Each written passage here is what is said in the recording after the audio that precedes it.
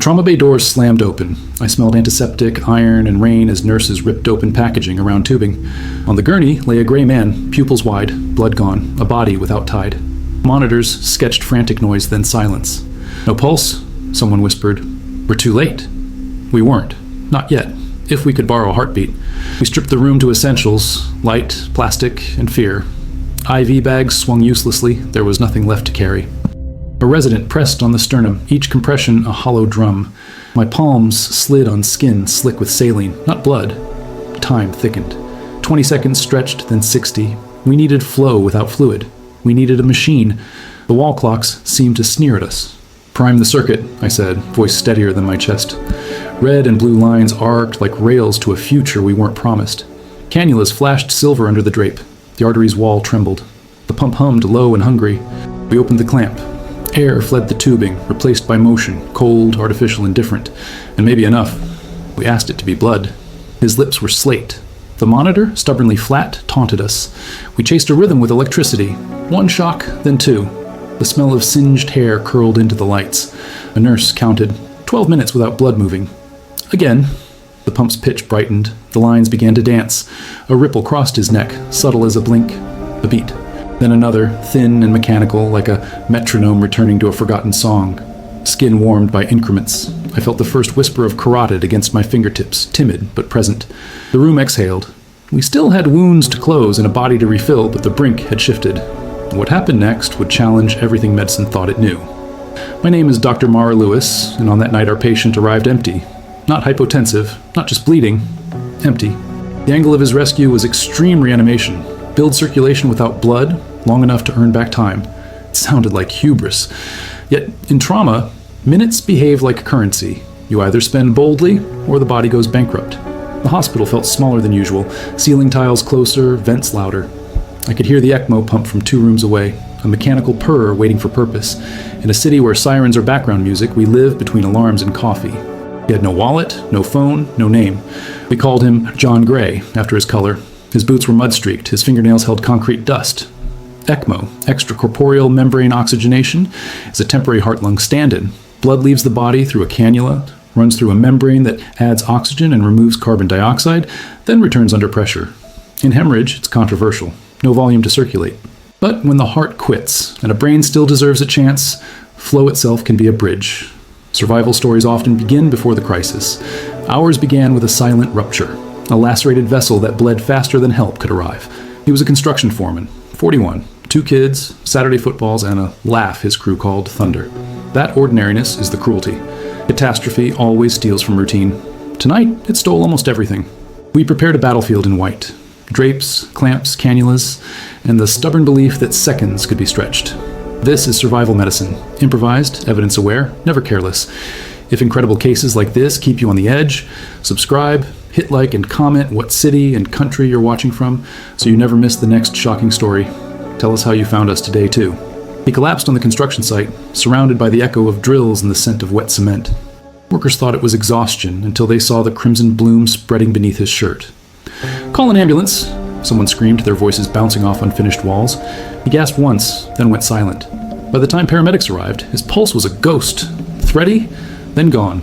Time had already begun its merciless countdown. In the ambulance, the air smelled of iodine and diesel. Medics pressed gauze into a wound that refused to clot. Vital signs crashed. Blood pressure unreadable, oxygen saturation plummeting. "He's losing everything," one paramedic muttered. They squeezed fluids into collapsing veins, but the bags ran clear like water into sand. A monitor beeped erratically, announcing a body slipping into emptiness. Every mile felt stolen from the inevitable. The ER doors burst open. Trauma protocol snapped into place. Airway secured, chest exposed, compressions started. His skin was cold, the color of ashes. Nurses traded glances. No blood pressure, no palpable pulse. "Get me labs," I shouted, though I knew what they'd show. Hemoglobin so low it might as well be 0. He wasn't just bleeding, he was exsanguinated, emptied. Imaging was impossible, there was no time. Ultrasound showed darkness where flow should live. His belly ballooned with hidden loss. The injury was internal, catastrophic, and merciless. He had minutes, not hours. In the chaos, a surgical resident whispered, "This isn't survivable." I met her eyes and said, "Not if we wait." The team moved faster, clinging to the slimmest margin between death and defiance. Labs returned, hemoglobin unreadable, platelets scattered, lactate sky high. Numbers told the same story his body already screamed. Circulation had collapsed. Family hadn't arrived yet, only silence on the waiting room chairs. Still, every compression pressed a fragile promise. He had no blood left to carry oxygen, but his brain had not yet surrendered.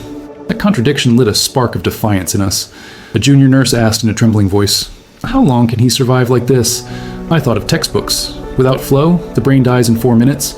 Yet here he was, 8 minutes in, stubbornly present in some fragile way. Medicine has boundaries, but sometimes patients refuse to honor them. That refusal forces doctors to redraw the map. We debated massive transfusion protocol, but blood banks couldn't arrive in time. What do you circulate when blood is gone?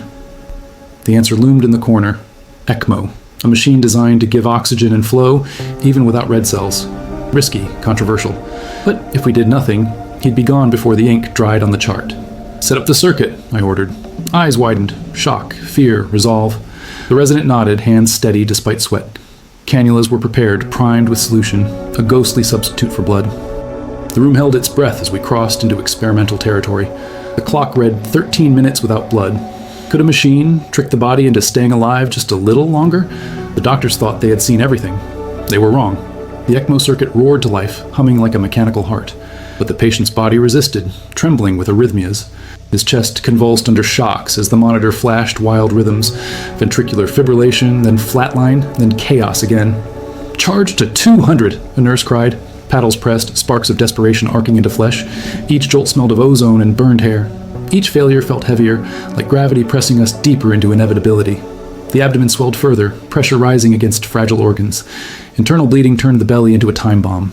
We couldn't just pump, we had to repair, yet opening him could trigger an avalanche of blood loss. "If we cut, he dies. If we don't, he dies," muttered the trauma surgeon, torn between action and paralysis. Choices narrowed until they felt like traps. His skin marbled, blue veins crawling like fractured glass. Extremities cooled as ECMO struggled to deliver flow without true volume. Every machine has limits, every body demands balance. "We're circulating saline in prayers," one resident whispered, despair curling at the edges of his words. But even as skepticism grew, the carotid pulse under my fingers twitched faintly, like a thread refusing to snap. At 15 minutes without blood, pupils usually fix and dilate. His eyes, though dim, still reacted to light. The detail sent ripples of hope through the team. "The brain is hanging on," I said aloud, reminding myself more than them. Science couldn't explain why neurons still sparked in emptiness. Was it luck, hypothermia from shock, or something we didn't yet understand? Suddenly alarms screamed ECMO pressure spiked. Tubing vibrated as clots threatened the circuit. "He's clotting the line," a perfusionist yelled. We scrambled with heparin, the anticoagulant that could save the machine but doom the patient to bleed out faster. Dilemma sharpened. Protect flow or preserve what little blood remained? Every second lost risked shutting down the fragile bridge, keeping him tethered to life. We gambled. Heparin surged through plastic tubing into his veins, invisible yet decisive. The machine's hum softened back to rhythm, but the abdomen bloated further. Gauges warned of abdominal compartment syndrome, pressure crushing lungs and heart from within. "Now we need a laparotomy now," the surgeon barked, resolve cutting through hesitation. It was a leap across a crumbling bridge, but delay meant certain collapse. Scalpel met skin. Dark fluid gushed like a tide long restrained, spilling across sterile drapes. The smell of iron returned at last, proof that some blood still remained. Nurses suctioned furiously, their hands trembling as liters filled canisters. Amid the torrent, vessels were clamped, sutured, sealed with haste. Yet for every leak closed, another threatened to open as if his body itself resisted containment. His pressure wavered, then dipped, monitors screaming. "He's coding again," another voice pierced the chaos. Compressions resumed, sweat dripping from foreheads into masks. Minutes stretched elastic, snapping at our focus. The room throbbed with urgency, grief, and stubborn defiance. As we fought, one question hovered like a shadow none dared voice. How long can a man truly survive without blood? The operating room had become a battlefield. Suction canisters overflowed with dark fluid, the air thick with cauterized tissue. Yet through the chaos, a single number on the monitor refused to quit. His oxygen saturation, though faint, lingered above zero. "It doesn't make sense," muttered the anesthesiologist. "No blood, yet still oxygen?" The ECMO machine hissed steadily, its circuit acting like an invisible lifeline. The impossible was becoming real. At 19 minutes without measurable circulating blood, neurons should have fallen silent, but his pupils still flickered, stubbornly reactive. A nurse whispered, "Is he fighting?" It wasn't science, not exactly, but every tiny reflex was evidence that the brain hadn't surrendered. This was the riddle. Was ECMO alone sustaining him, or had his body discovered some hidden reserve of survival? We paused briefly, scanning his labs. Lactate levels were catastrophic, yet not flatlined. Metabolism hadn't collapsed. Cells were still demanding oxygen. That paradox suggested something extraordinary. Minimal flow through ECMO was enough to trick his organs into waiting. It was like holding a city on backup generators, fragile but not dark. Could this fragile illusion last long enough to stabilize him? Then came the turning point. The surgeon clamped a torn vessel near the iliac artery, a hidden geyser we hadn't seen before. Blood, what little remained, stopped draining into the abyss of his abdomen. For the first time, suction canisters ran dry. The room hushed, like the storm had paused. "We've got control," the surgeon said, breathless, hands trembling with urgency and relief. As pressure monitors rose slightly, ECMO flow stabilized, sending oxygenated fluid back into his veins. His skin lost its slate hue, tinging faintly with pink. A resident gasped, "He's warming up." It was the kind of color you don't notice until it returns, like dawn after endless night.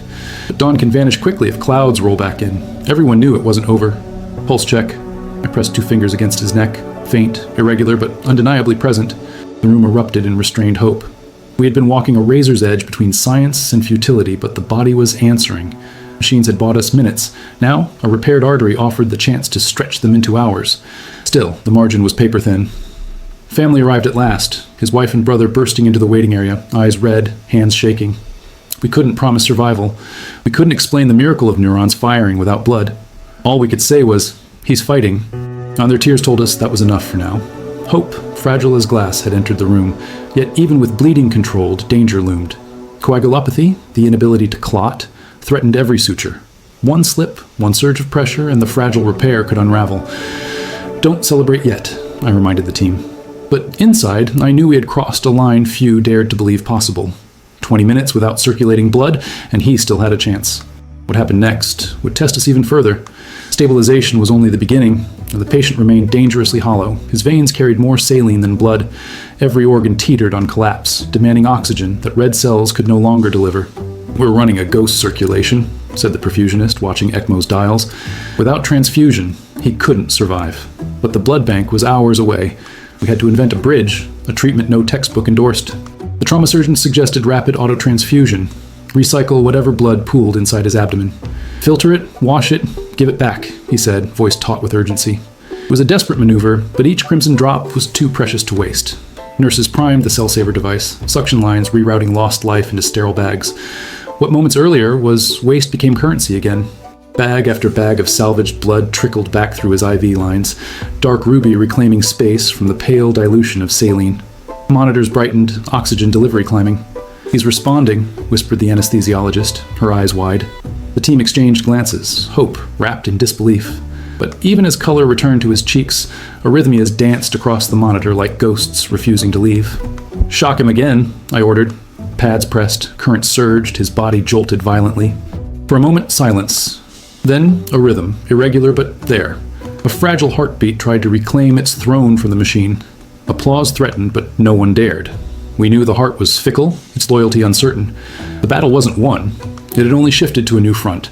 ECMO continued pumping, now sharing workload with a tentative heartbeat. It was like a duet, fragile yet powerful, but the balance was precarious. Too much dependence on ECMO and the heart might not recover. Too little, and organs would starve. I adjusted flows by millimeters, every dial turn a gamble.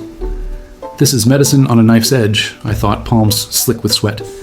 Then came the second crisis, massive transfusion reaction. The recycled blood triggered fevers, pressures dropping again. "He's rejecting it," cried a nurse, panic seeping into her tone. Protocol demanded antihistamines, steroids, fluids, layers of intervention stacked desperately. We fought not only trauma, but the body's rebellion against its own salvation. Would his fragile system tolerate this chemical storm? For 20 agonizing minutes, alarms screamed, lines tangled, and hands blurred. Slowly, numbers steadied, temperature falling, pressure creeping upward. He wasn't stable, but he wasn't collapsing either. It was as though his body had chosen to negotiate with us, allowing just enough progress to continue the fight. Every survivor teaches medicine something new. He was rewriting the rules as we watched. Exhausted but relentless, the surgeon leaned close and said, "We've done everything science allows. The rest is up to him." In that sterile room, silence carried more weight than words. Machines hissed, monitors blinked, a faint pulse tapped beneath skin. We stood between triumph and tragedy, knowing the final act would decide which side claimed him. And it was coming soon. Dawn broke as the ICU lights dimmed to mimic morning. He had survived the night, tethered to machines but undeniably alive. ECMO still pulsed beside him, but his own heart had begun carrying more of the load. Each faint contraction felt like defiance, like a whisper, "I'm not finished yet." Nurses checked pupils, responses, reflexes, each sign a step back from the abyss. His wife sat by the bedside, fingers wrapped around his bruised hand. "Come back to us," she whispered, tears streaking across her cheeks. The ventilator hissed, the pump hummed, and still his eyelids fluttered at her voice. That movement, small as it was, sent ripples of awe across the room. Machines had bought time, but love was calling him back. Over the next days, transfusions replenished what he had lost. Red cells, platelets, plasma, an army rebuilding the battlefield of his veins. Lab results slowly normalized. Lactate fell, kidneys sparked to life, liver enzymes steadied. Every number was a breadcrumb leading away from death. "He's trending upward," said the intensivist, almost smiling. But recovery wasn't just cellular. It was human. When sedation lightened, he mouthed his first word, "Water." His voice was gravel, but his presence was undeniable. His children entered the room, wide-eyed, clutching handmade cards. "Daddy, you scared us," one said, voice trembling. He blinked, tears forming, then whispered, "I came back." In that instant, survival wasn't statistics. It was reunion. Rehabilitation became the new battlefield. Weeks of physical therapy taught muscles to move again, lungs to expand without machines, memory to sharpen. He stumbled, then walked. Each step echoed the impossible journey he had already taken. 20 minutes without blood, and now strides toward normalcy. Doctors called it resilience. He called it grace. Reporters eventually learned of his case. Headlines read, "Man survives 20 minutes without blood." But behind sensational words was a quieter truth. Medicine's limits are tested not by textbooks, but by patients who refuse to let go. His story wasn't about miracle alone, but about science stretched to its edges and the human spirit that met it there. In medical conferences, his case became a teaching point. Specialists debated ECMO and trauma, ethics of experimental interventions, and how much risk is acceptable in desperation. Yet none of those slides captured the raw moment when a man's hand squeezed his wife's in defiance of death. Science records outcomes. Families remember touches. Months later, he returned to the hospital, not as a patient, but to thank the team. He walked through the same ER doors he once entered lifeless, carrying flowers and a smile. "You gave me time," he told us. But truthfully, he gave us something too. Proof that survival can be rewritten. And his story would not end here. His survival reshaped more than medical charts. It reshaped belief. For 20 minutes, his body had no blood to carry oxygen, yet neurons flickered, organs waited, and machines bridged the void. It forced us to reconsider what impossible means in medicine. Behind sterile walls and blinking monitors, we learned that sometimes the body writes rules textbooks haven't yet imagined. For his family, the lesson wasn't science, but presence. The fragile gift of a father returned, of laughter restored to a home. For the team, it was a reminder that medicine is not just about protocols, but about courage, improvisation, and the audacity to fight when numbers say it's hopeless. He walked out not only as a survivor, but as living evidence that science and humanity together can defy fate. And now we ask you, what do you think really saved this patient's life? Science or fate? Share your thoughts in the comments below. And don't forget to subscribe, because in our next story, you'll meet a patient whose blood literally turned to crystals. A story as haunting as it is unforgettable, and you won't want to miss it.